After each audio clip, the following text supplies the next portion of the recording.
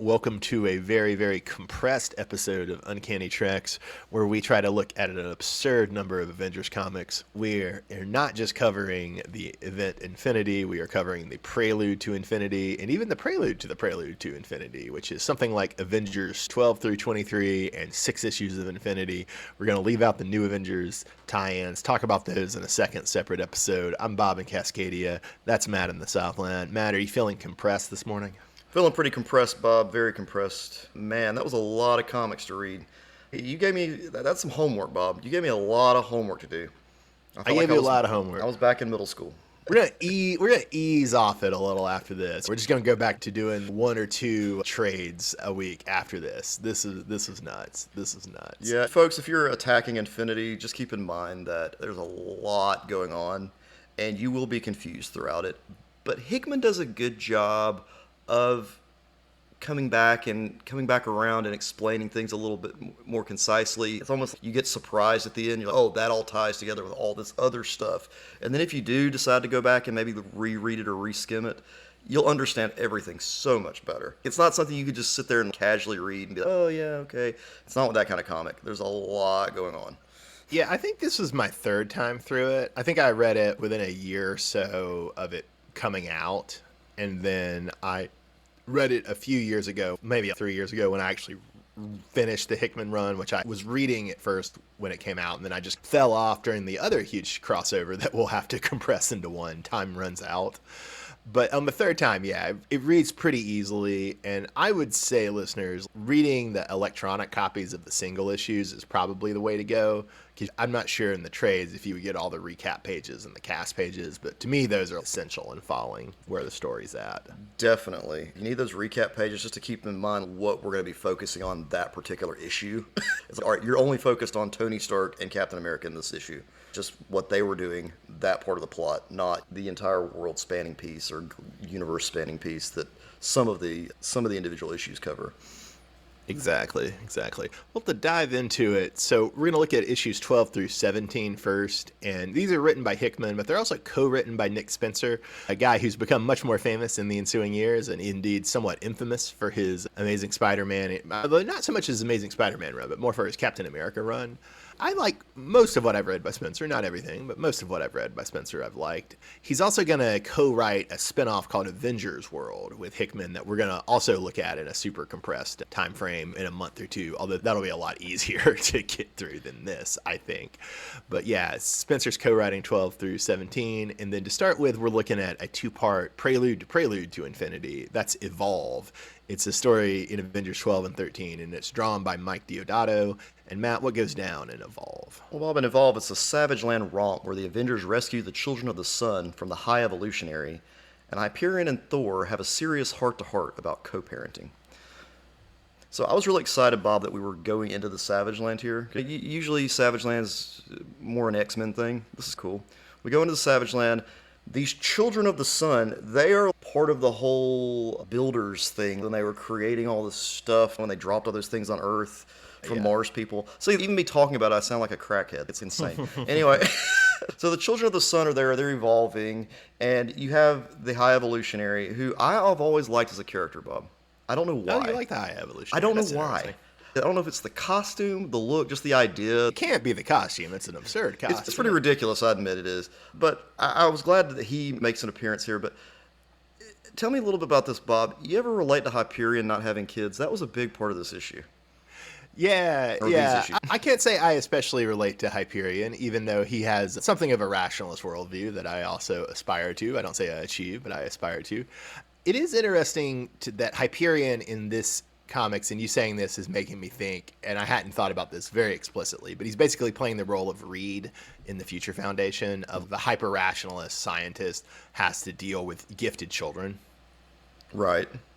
So that's a good connection to make. And then I also like your point about the Avengers in the Savage Land being unlikely. I definitely had not thought about that, and you're right. You can clearly tell this is Hickman's 80s X-Men fandom, where there's a couple really signature Savage Land stories, especially I think Rogue and Magneto in the Savage Land.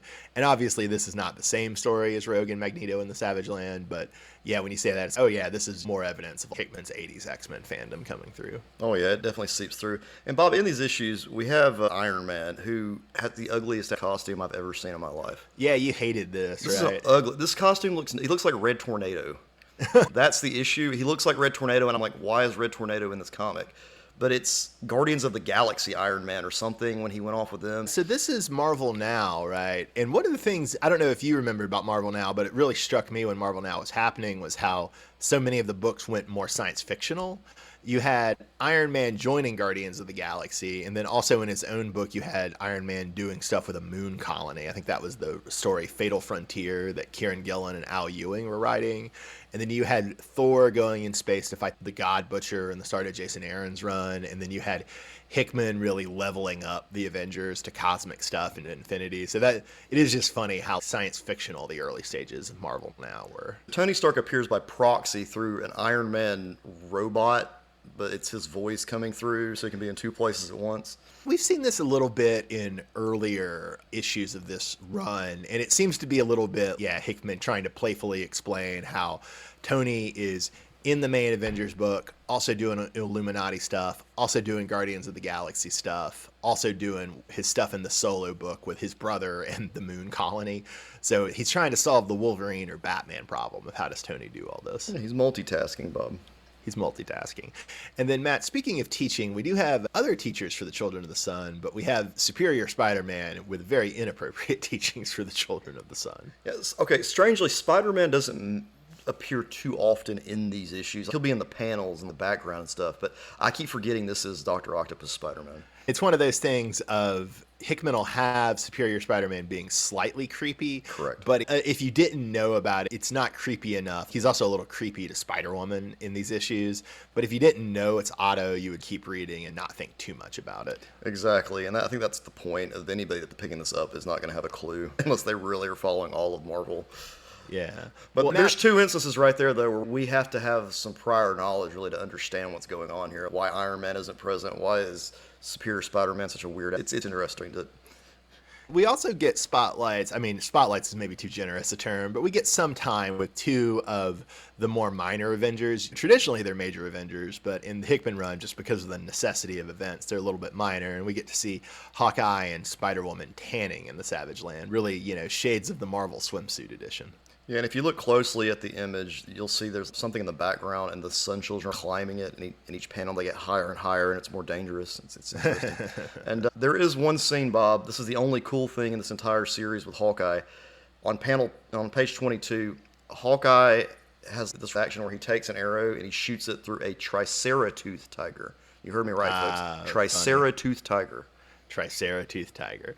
It reminds me of one of the funniest Kyle Baker lines ever when he was talking about writing Hawkman for Wednesday Comics. And the thing with Hawkman is you have to give him problems that can be solved by hitting them with a mace. Exactly. There's not much you can do with Hawkeye, and they did well here, though. He definitely shoots that triceratooth tiger. With an arrow. Mm-hmm.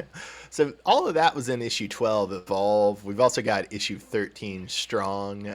Was there anything you wanted to say about issue 13 Strong before we move on to Prelude to Infinity? The way that this issue is framed is interesting because you get to like 3/4 through, and this thing has evolved, this giant creature thing, robot, I don't know what it is, it's some ugly looking thing.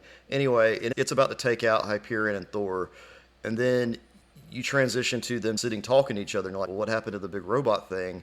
And on the last panel, you see the big robot with a hole completely through it where I guess Hyperion shot his lasers. So, it was nothing.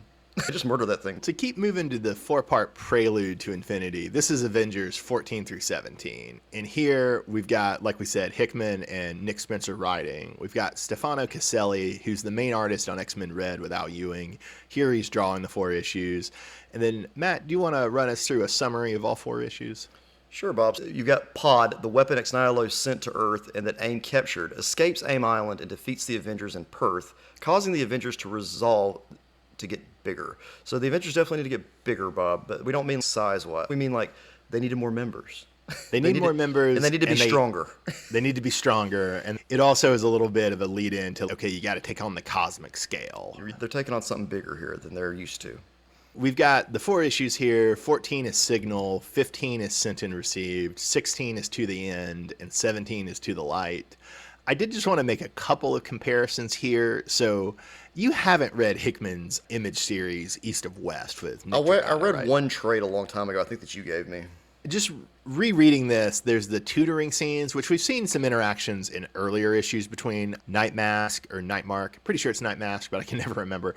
Nightmask and Starbrand. And their tutoring scenes where Nightmask is tutoring Starbrand really remind me of dynamics in East of West, but of course also very reminiscent of Hyperion's relationship to the Children of the Sun, very reminiscent of the Future Foundation. Right. Yeah. And then the other connection I wanted to make was Pod, the super robot, the weapon that Exanilo created and that AIM captured.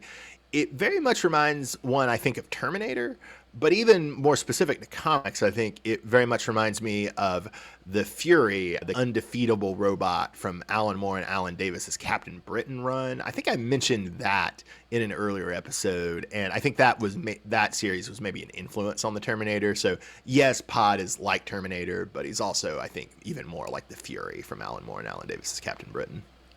Yeah, and Pod here, Bob, he's defeated by AIM. They flat out just stick him in some dimension where he can't move or something. Yeah. He beats up the Avengers, but then AIM comes in and takes care of it. And it is interesting how these issues are highlighting AIM and the Savage Land and the Children of the Sun, stuff that's totally going to fall out in the main crossover, right? But it's going to check in on that stuff before we go do crazy stuff. Exactly, which is why you've had to keep up with the series pretty carefully to figure out all this. There's so many moving pieces. It's insane.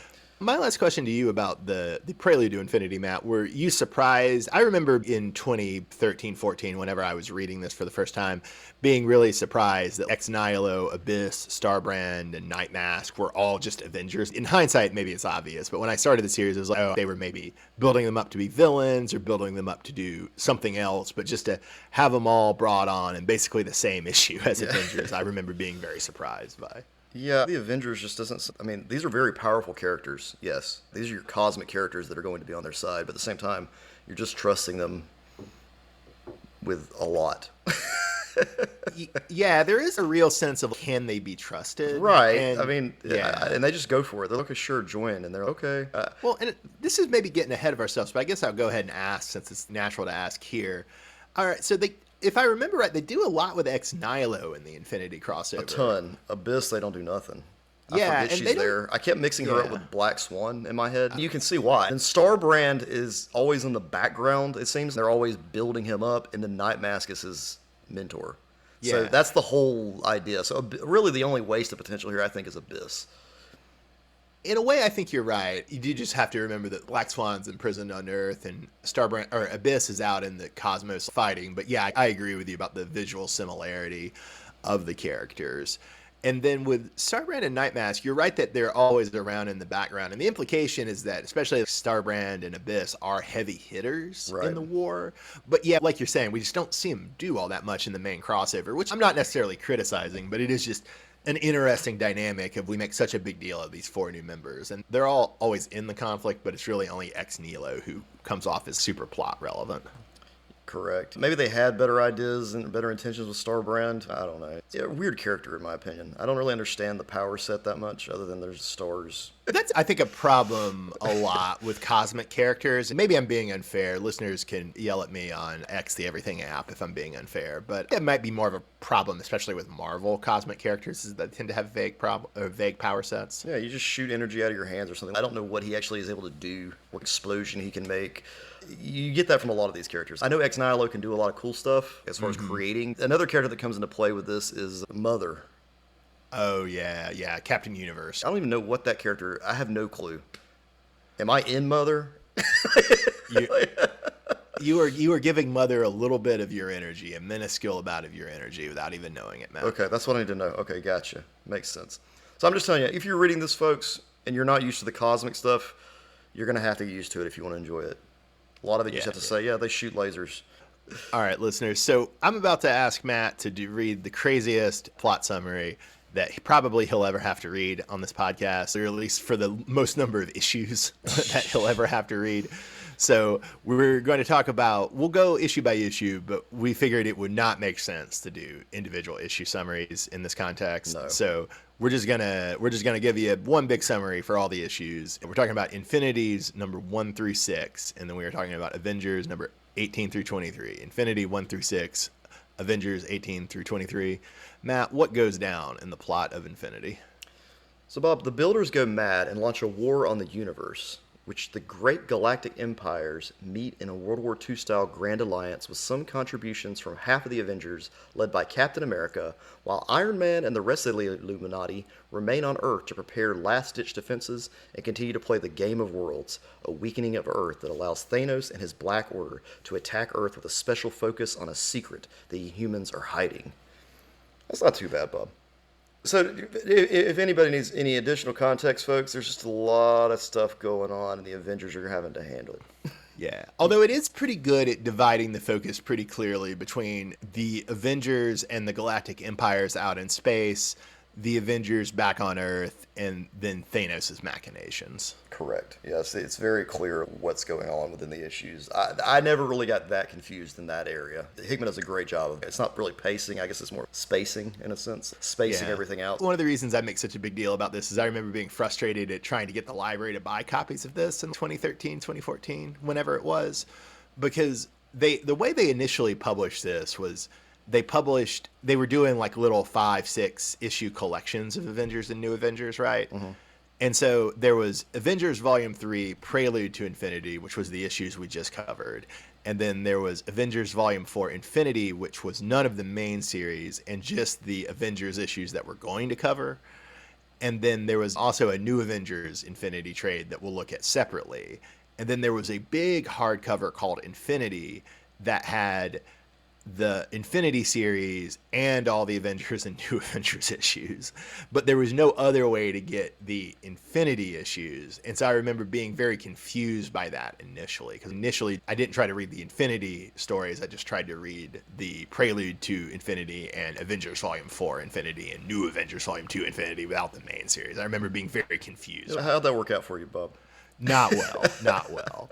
Then another little amusing detail, which is also why we did, I think I mentioned this last week, but why we did Infinity Gauntlet is much later, much later, they did a massive omnibus, which was basically just that Infinity hardcover with the miniseries, all the Avengers and New Avengers tie-in issues. But they also threw in Infinity Gauntlet, and they called it Infinity by Starlin and Hickman. I understand the point in us reading Gauntlet just to have a familiarity with Thanos and the stones because they were destroyed in the previous, but I don't feel like it ties directly into this in any way. And in some way, I think it was just they were trying to promote that Infinity by Starlin and Hickman maybe around the time of the two movies, yeah, the right? film. In some ways, it makes sense because the film is heavily drawing on Infinity Gauntlet. But with Thanos invading Earth, there's a little bit of influence from Infinity on the movies. For sure. And especially with the Black Order characters. Okay, I had a question. This is really going to show what I mentioned last week, which may be shocking to some people. I haven't actually seen that Avengers film. It's weird for me to even say it. So Black Order does appear in that? They do. But it's not all of them, is it? Is it one or two of them? It's most of them. I want to go back and watch it now just to see them, because they're cool. It is worth stressing, if folks don't know, because I was confused at the time, because I had not read, when I first read Infinity, I had not read Infinity Gauntlet. And not that you need to, but just I didn't have any context on Thanos is my point. And so I had no idea if the Black Order was new or not when I read this. Because to credit to Hickman, they feel pretty natural extensions. They do. So they're not new? No, they are new. Oh, they are new. Oh, wow. Okay. That's actually impressive. I figured it was something they had just dug up from a long time ago. Yeah. Well, to plunge into it, Matt, Infinity number 1, we've got art by Jim Chung on the first and the last issue. And I didn't know this, but he drew the original Illuminati series that Bendis did, that miniseries. But he's probably most famous for co-creating the Young Avengers. That's probably what most people fondly remember him for. Just to plunge into issue number 1, Matt. So, two things. On page number 17, we get our cast page, which shows you how big this issue is, that we go 17 pages before we get the cast page. There's 15 pages of prelude. So on 17, we get the cast page. And I was going to ask if you had any thoughts about this first cast page. We won't do this for all of them, but it seemed to make sense to think about it for the first one. Not really. I know the Illuminati, they're including Black Swan in the Illuminati for some reason, which I'm okay with, whatever, because she's part of that group. I think Marvel Wiki says is a mistake. And sure, in some ways it's a mistake, but it's also not. It makes sense just visually. She's connected with that group. And then you got the Builders. You got, Space Knights. I don't have a clue who Space Knights are, but they were in the background of a lot of... They never really play a huge role in this, other than just fighting stuff. And you'll see them, the Space Knights are tearing things up. I'm like, okay, great. I don't even know who these people are. But Matt, do you know Rom the Space Knight? I've heard of Rom, yes. But apparently this is Starshine, Firefall, Iron, Terminator, Pulsar. How you got a Terminator the Space Knight? Give me a break. No, it rules, man. It rules. So Rom the Space Knight was a licensed comic that Marvel did, I think maybe in the late 70s, but more in the 80s. Oh, and here's a connection. Do you remember that X-Men Classics issue that I think you had where it's Storm gets depowered and she and Rogue are running around the Mississippi? Yes, I do remember that. Do you remember that they're vague, shadowy villains? Those are the Dire Wraiths. That's what they are. Oh. They're called the Dire Wraiths. Those are the Space Knight's big villains. We've also seen them a little bit in Hickman's Fantastic Four, how Black Bolt gets all the wives from other species. One of those was the Dire Wraiths, but it was minor. I don't necessarily expect you would remember it. So Hickman has nostalgia for these characters, is that what I'm understanding? He does, and it's worth saying that Rom was an action figure that was pretty popular, and I think the writer Bill Mantlo, his kid liked it. Oh. And so he was like, hey, Marvel, my kid likes this. It's cool. You should get the rights and let me write it. And they did. And so Bill Mantlo built this whole, because it was just Rom, he built this whole mythos of Space Knights and Dire Wraiths and had a really successful comic that people fondly remember. I haven't read any of it. I need to. I want to, but I just never have. I think it ran 75 issues. But then eventually whatever toy company took the rights back, and it was one of those deals where Marvel has the rights to everything Mantlo created in the series, but not Rom himself. So Rom occasionally, they get the rights back and he'll show up in a Marvel comic, but more often than not, they'll use other Space Knights or other Dire Wraiths, although it's not super common, hence your lack of familiarity with it. Going back to the page, though, Bob, you got the Avengers, and you have a pretty long list, and you also have the 4 new Avengers that we mentioned in the previous issue. Then you got the Inhumans. Gorgon, Karnak, Lockjaw, Medusa, Maximus, and Triton. Really, you only focus on Medusa, Maximus, Lockjaw, and Black Bolt. And then at the bottom, you got Abigail, Brand, Thanos, and the Skrulls. Wow. Huge cast. A couple other things to emphasize. We got Wolverine here, but he's put as an X-Men, not an Avenger, which is interesting. And just for context, this is during the era where we have the split Cyclops and Wolverine teams. The Schism. Cyclops is leading his North Korean mutant team, Alpha, the island off San Francisco. Wolverine's back at the mansion, and Storm and Shadowcat are also leaders of the Wolverine team, along with Wolverine. This doesn't matter super much, but it might matter in future issues, so I'll go ahead and emphasize it. On the cast page for the builders, we see that there are 6 builder roles. There's creators, there's engineers, there's caretakers, there's curators, there's aleph, and there's gardeners. Guys, don't worry, because builders, creators, and builders, engineers, and curators and alephs, they all look the exact same, so it's so easy to tell them apart. To go to the Inhumans, right? One of the things this was supposed to do is it was supposed to launch a new Inhuman series written by Matt Fraction, and it was supposed to be Fraction was going to do the Inhumans as Marvel's Game of Thrones. Okay. And that I remember looking forward to that because I really like Fraction, and it never came about. It never happened with Fraction, but it did wind up being done by Charles Soule, and I like Charles Soule. I can't say I liked his Inhumans story, so unfortunately. Hickman would have been a better choice for that. He would have, especially with what he built up with Black Bolt in Fantastic Four. This time during the X-Men, I've read a lot of these issues, and they do allude a lot in those issues to Wolverine being on the Avengers, so a lot of back and forth. That's interesting. I guess this is when he's in charge of that school. He's the headmaster. He is. He's the headmaster of the Jean Grey School of Higher Learning. Those are fun issues if you haven't read them. They were. You've read them, That's you told me about them, but that's a series in the distant future we maybe should look at. The Jason Aaron's Wolverine and the X-Men is really fun. All right, Bob.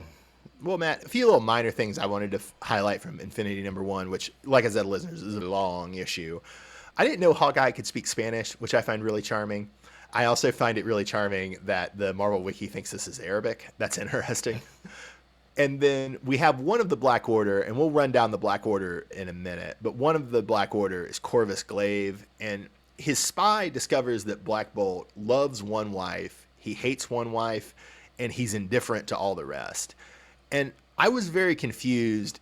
Did that mean that Black Bolt loves Medusa, hates one of the new wives, and is indifferent to the other new wives? Or is it just talking about the new wives, and it's saying that he loves one new wife, he hates one new wife, and he's indifferent to the other new wives? I wasn't sure. It says, a son of prophecy, the Midnight King took 5 wives, Medusa his first, and the others, to gather all the universal inhuman caste under his crown. He loves one, hates one, and cares little for the rest. I guess from your reading, it make it seem Medusa is the one he loves. He loves, who does he hate? I can't remember. I don't remember if there's enough. There's certainly not enough here to tell, and I don't think there was enough in Fantastic Four to tell, but maybe I'm forgetting. I get it mixed up with Londo from Babylon 5, so it doesn't help.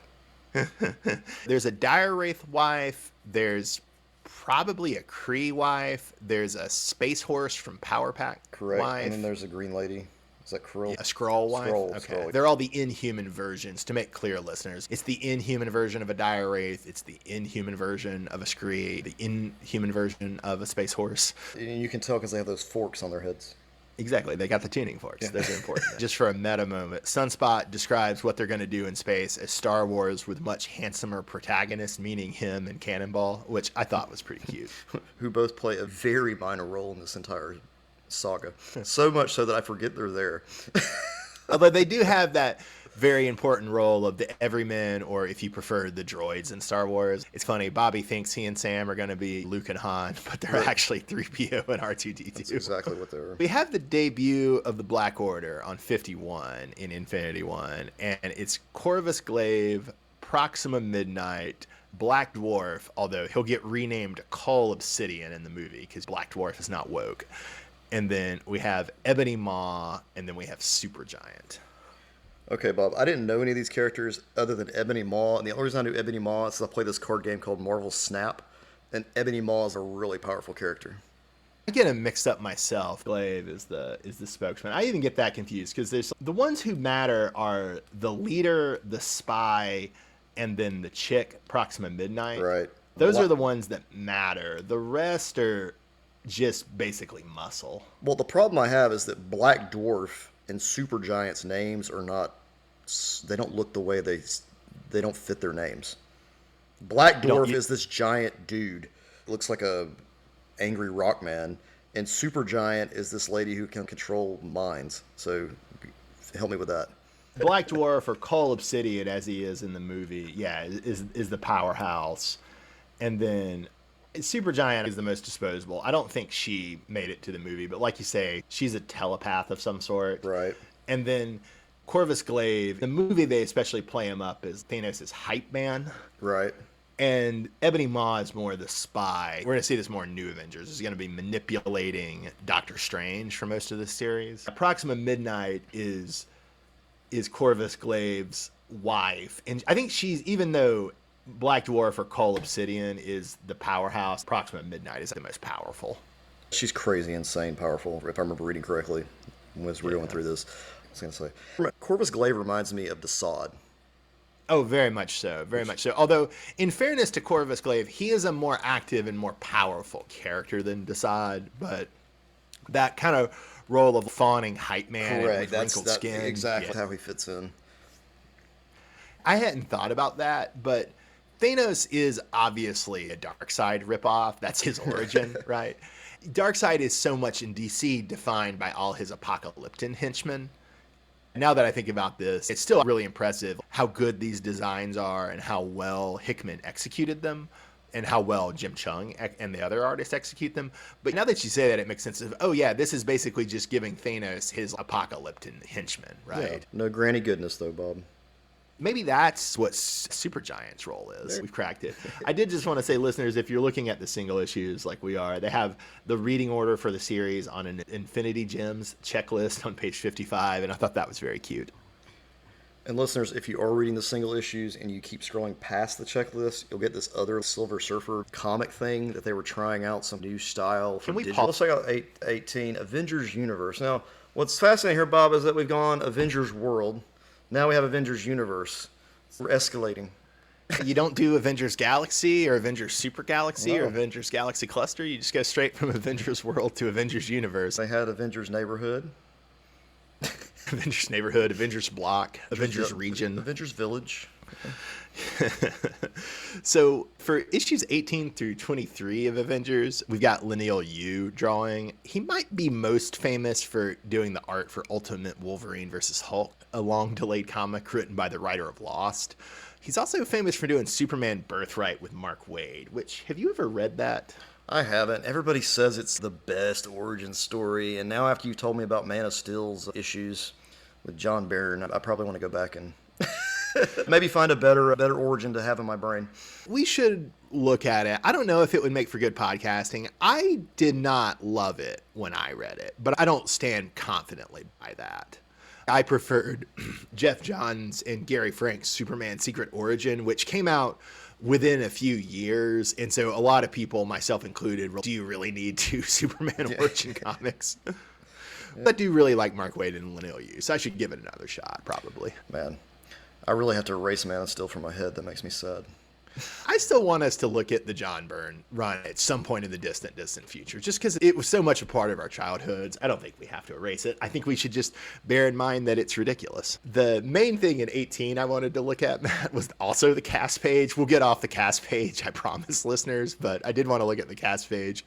So I thought it was interesting that we have, you could call the Space Avengers, they're divvied up between the two different Quinjets or Quinn cruisers they're in space in, and then you've also got some free flyers, which I thought was a fun way to do the cast page. It's not really reflected, if I'm remembering right, going through the rest of the crossover, but I thought that was fun here. It is neat because it gives them assigned seats on which bus to get on and stuff. It's funny. Quinn Cruiser 1 is Captain America. Bruce, you're next to him. Shang-Chi, Spider-Woman, Manifold, and Black Widow. Okay, you're good. All right, that seems like it'll be all right. So, Matt, I've got a question. Is Tony Stark such a control freak that he determines this, or is he sexist and he's no Captain Marvel or Spider-Woman? It's your job. You draw up the seating charts for the Quinn cruisers. I'm pretty sure Tony Stark probably had this planned in advance. They had already created this way ahead of time. Tony had in his mind before all this. This is like a contingency thing, Bob. He's had this going for a long time. Now, the free flying is what cracks me up because it's Thor, Hyperion, Ex Nihilo, and then Falcon. The first three I'm okay with, but Falcon's flying, free flying, come on. No offense to Sam Wilson, who I like a lot, but maybe you should have left him on Earth. You got two gods, and then Ex Nihilo, who's, we don't even understand his powers at this point, but then Falcon. He should be flying in space. Matt, and I think we're gonna mock Falcon's outfit later. Oh, we are. We totally are. We totally are. Yes, for sure. Yeah, that's coming, listeners. So steal yourself. And then the other thing on the cast page that's worth noting is we have our Galactic Council. And I just wanted to run through these. So you've got Gladiator. I know. At this point, he's both the Emperor of the Shi'ar and the head of the Imperial Guard. And then you've got Jason of Spartax. Do you know who that is, Matt? No, Bob. I don't have a clue who Jason of Spartax is. So he's going to be a treacherous guy, right? It doesn't have any effect on me because I don't know who he is. He's Peter Quill, Star-Lord's dad.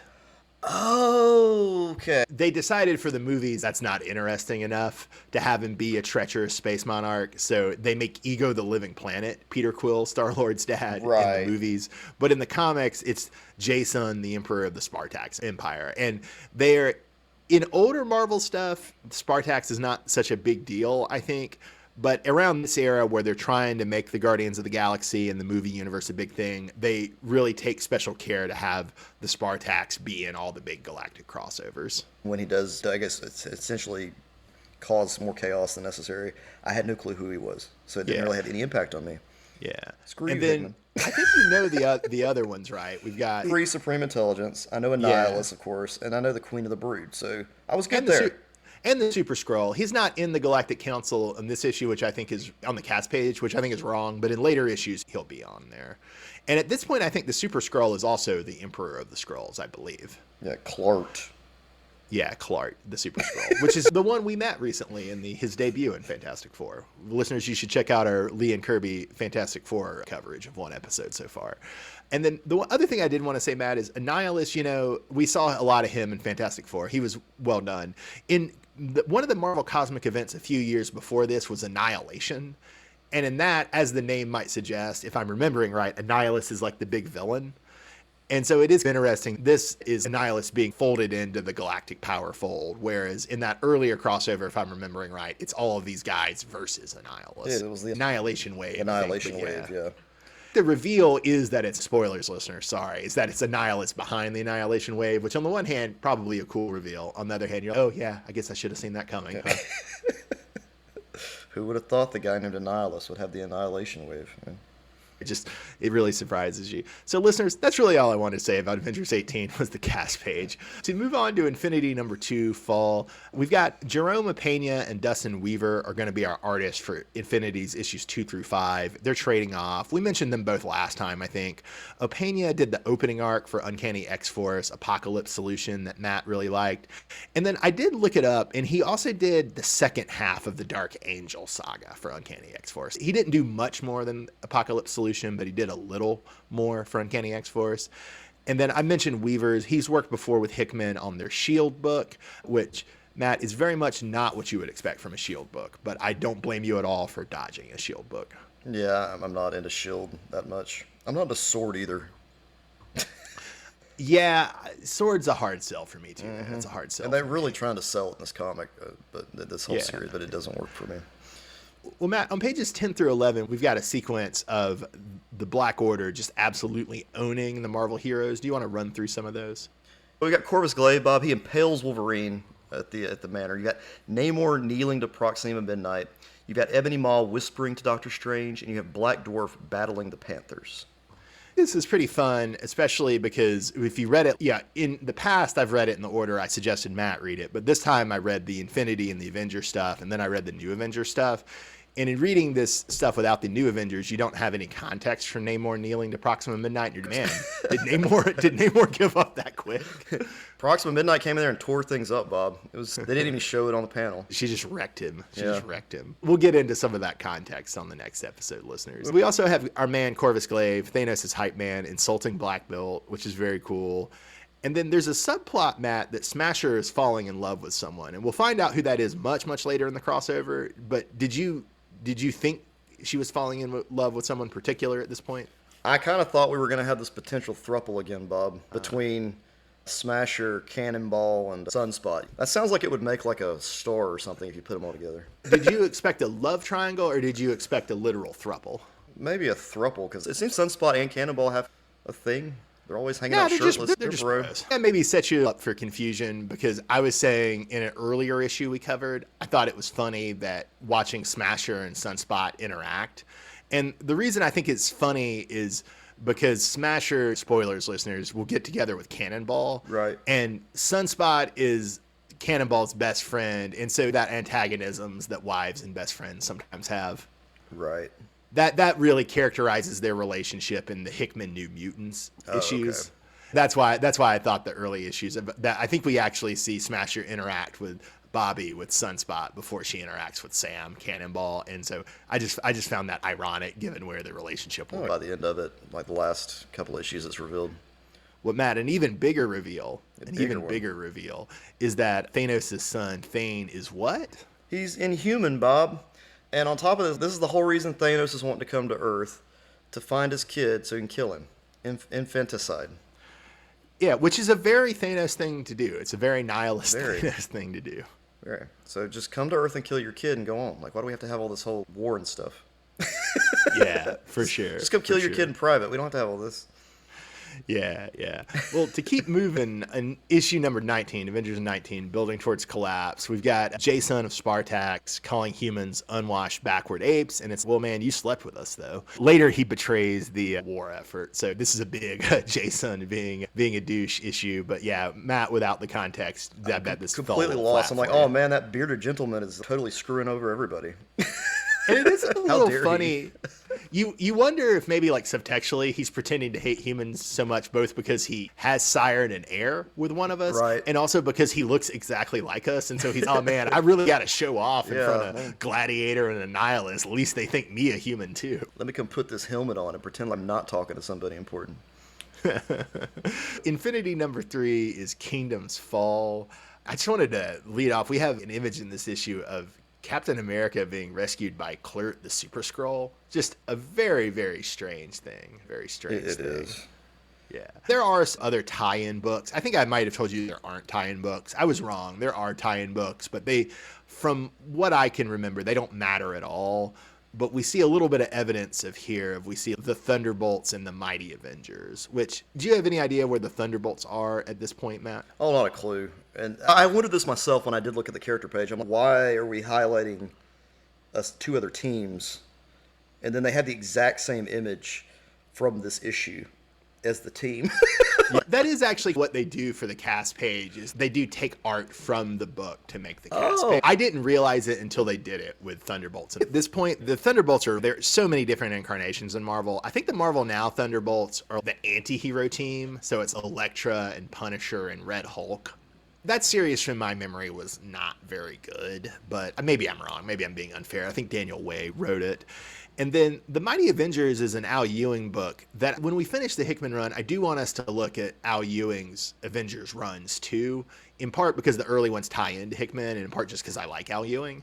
But his team of the Mighty Avengers, it'll change a few times, but right now it's Luke Cage, Superior Spider-Man, White Tiger, and Monica Rambeau. I know nothing to do with Thunderbolts. But you recognize all four of these Mighty Avengers. And the Mighty Avengers, Bob, I know who they are. It's just like, They're the street level Avengers. No disrespect to Falcon, Hawkeye, and Spider-Woman, but they probably should all be on the Mighty Avengers at this point too. Yeah, because they don't really do much in this. You see Black Widow shoot some guns sometimes. Matt, what did you think of the big climax of this Infinity number 3, Kingdom's Fall? Black Bolt opens his mouth, Bob, and he destroys Attila. Attilan. I think you say it Adelon. I might be wrong Attilan, about that. Attilan, Adelon. Attilan. This is a big city thing. Yeah. And this was supposed to be the climactic setup for the new Inhuman series, which the Charles Soule series does pick up on. Black Bolt destroys the central hub, and so the Inhumans have to live among the humans, but it also sets up something that we'll get to in later issues. Right. And let me add to this too, Bob. I didn't get a chance to say this in Infinity issue 1, but Infinity issue 3 carries back up with there's this Silver Surfer backstory at the end where Marvel tried to do this thing where they had digital comics and each panel is its own page.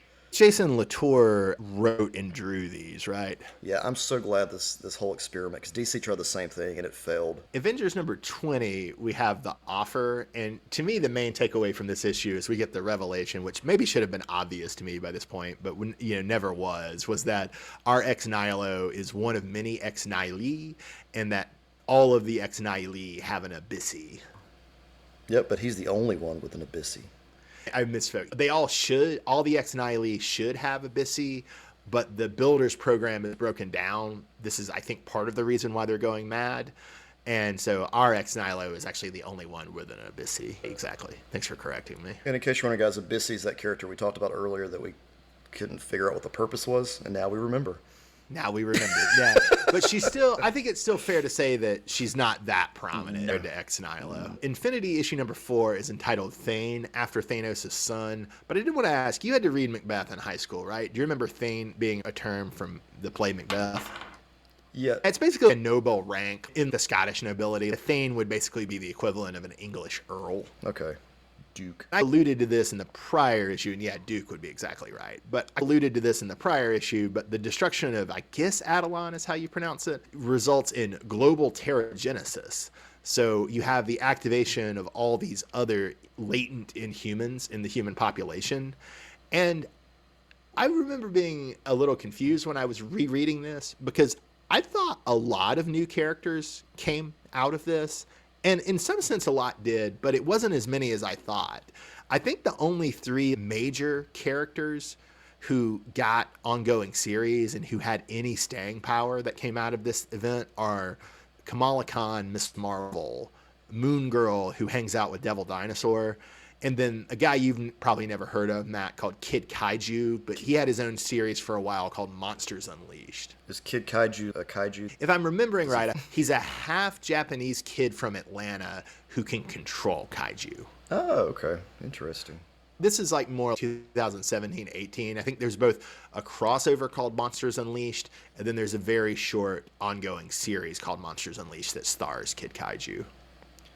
I wonder if this whole Terrigen Mist thing was, I don't know if you remember this, but in like around this time, they were really trying to come up with ways they could get the X-Men into the MCU without completely overhauling. Fox is still firmly in control of the X-Men. Mm-hmm. They're trying to replace mutants and the X-Men as a concept for the right, Inhumans. Using the Terrigen Mist. This sounds a lot like what they were trying to shoot for the MCU at one point. For sure. This is also, they're trying to do, I don't know how conscious Hickman was in creating the Black Order for the Avengers film, or if the Avengers film guys just saw the Black Order and they're like, oh yeah, this is what we have to use. But they were very consciously trying to have Matt Fraction and Hickman and Charles Soule set up. No, these are stories with the Inhumans that they can use for the TV show that'll make the Inhumans the next big thing in the MCU. Well, Bob, in this issue, we have a way that Thor takes out the bad guy. Yeah, Matt. So Mjolnir is always supposed to return to Thor's hand, and that's always going to be a cool moment, especially when it does it by running through the torso of one of the builders. He goes around the sun.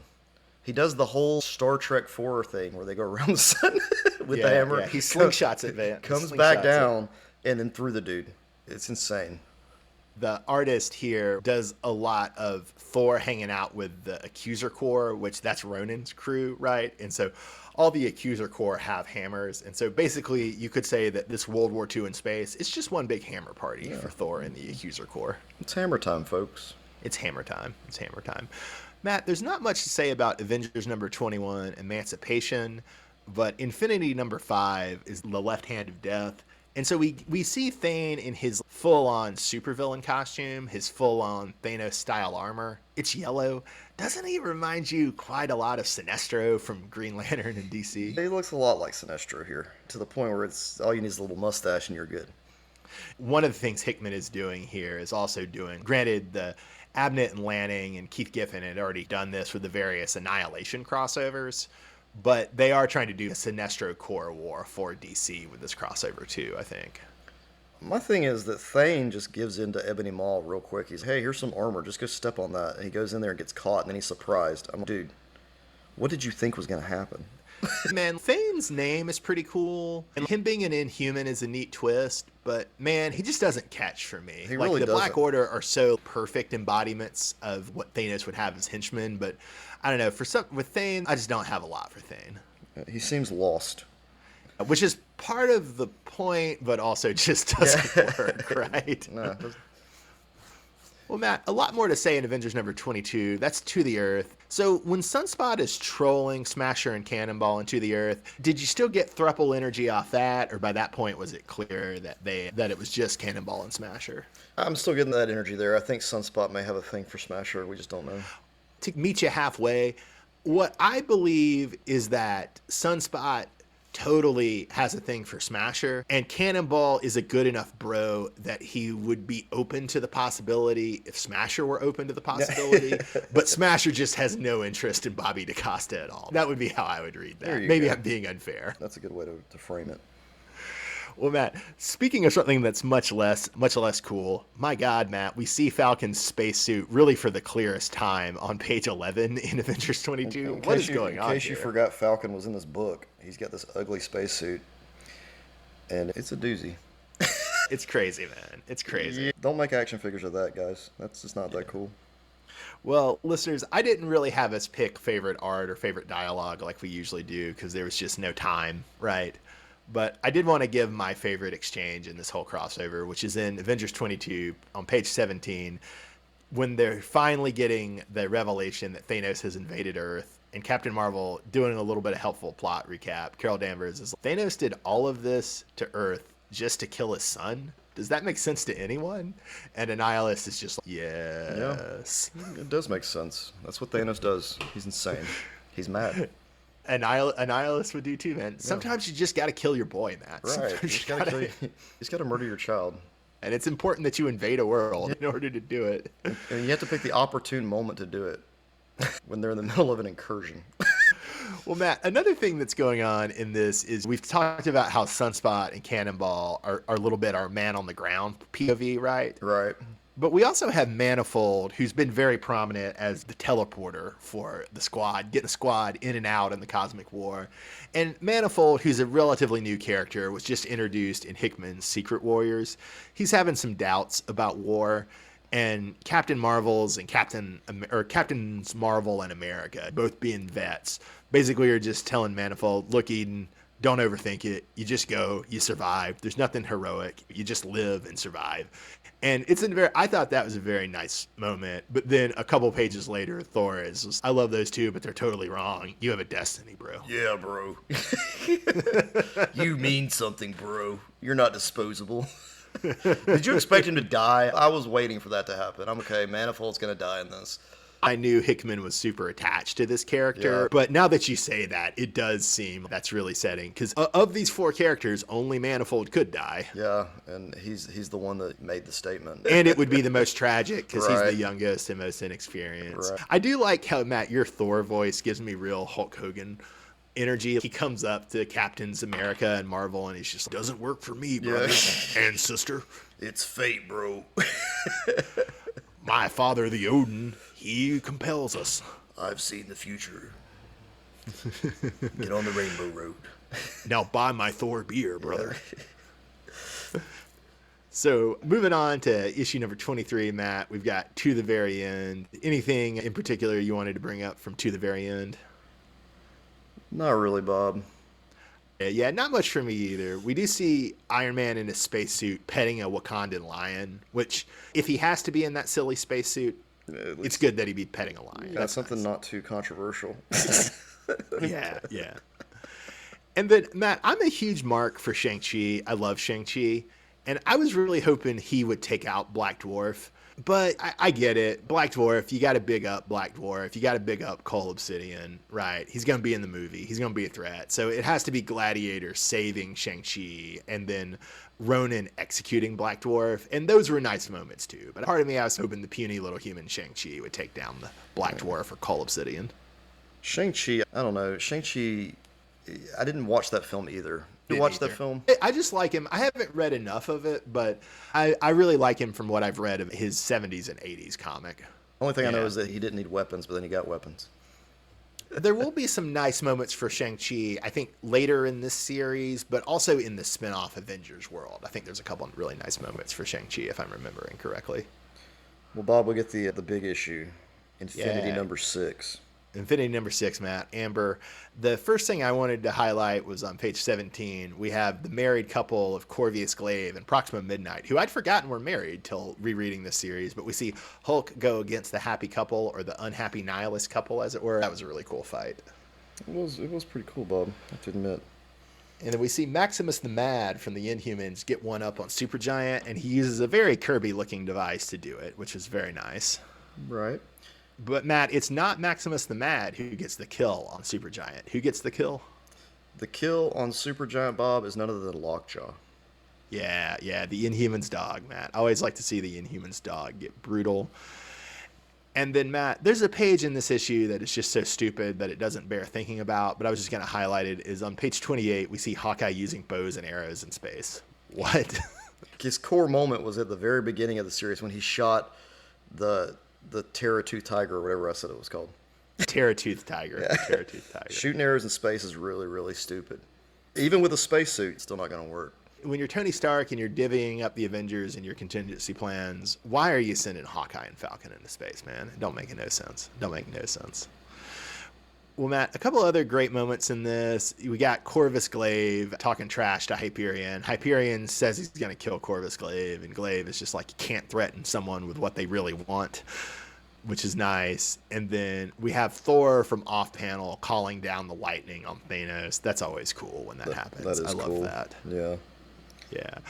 And Matt, so we immediately get the Black Order decimated, right? We've got Corvus Glaive, Black Dwarf, and Supergiant all dead. And then we have Thanos and Proxima Midnight get Thane's Living Death, which is Thane's power, which admittedly, cool power, or at least a cool name for a lame power. It is cool. And Essentially, it looks like they're just in a box, though, trapped in time.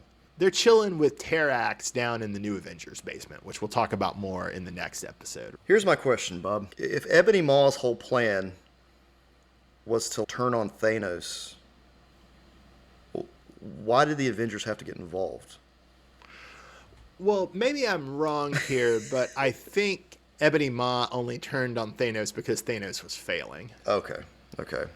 That's a good point. That's the piece I've missed somewhere in this very, very long And crossover. it's a little bit silly to talk about the in-depth characterization of a character named Ebony Maw. Right. But if you'll humor me for a moment, I do like that all the other Black Order are just nihilists who serve Thanos, right?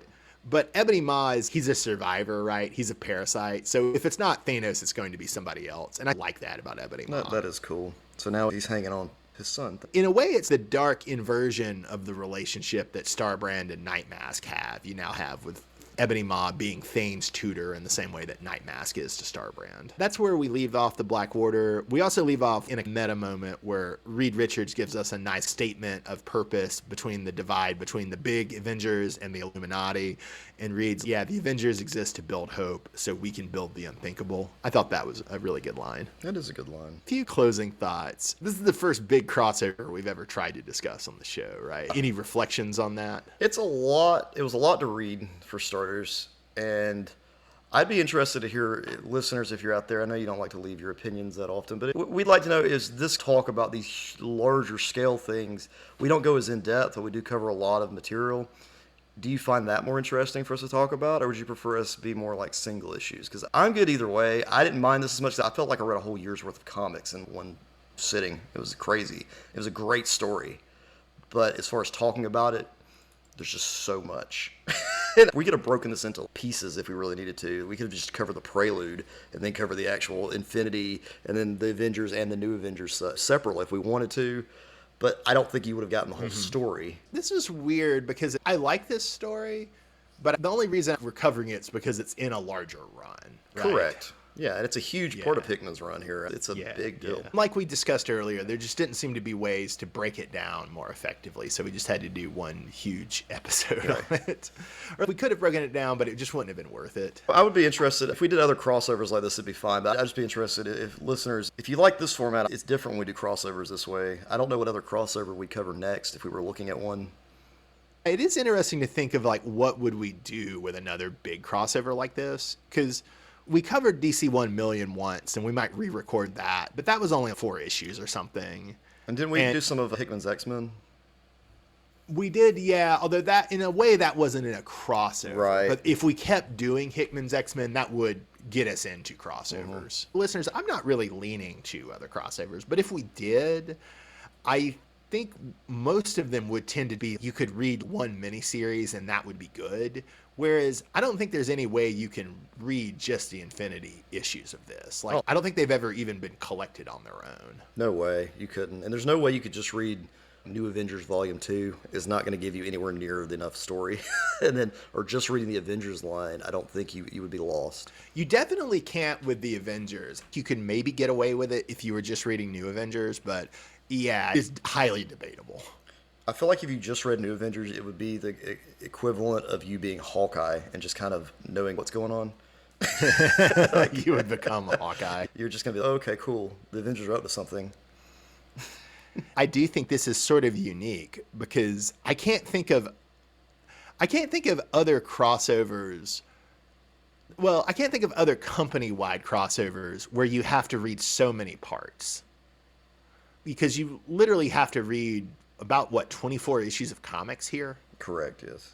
Whereas most crossovers, you can just read the main 12-issue series or the main 6-issue series.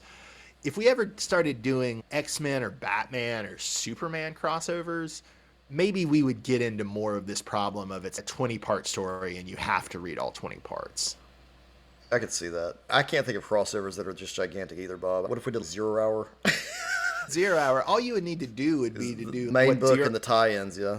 Yeah, you wouldn't even need to do the tie-ins, right? Yeah. Because we didn't do the tie-ins on this in a real sense, right? Correct. Because there were some smaller bits around. There is a big clutch of Hickman's run called Time Runs Out that I also think we may just want to do all together. But I don't know. In that, at least it makes sense. It was originally collected in 4 different trades. And so it would make sense that we could just talk about the 4 different trades as if they were 4 different issues.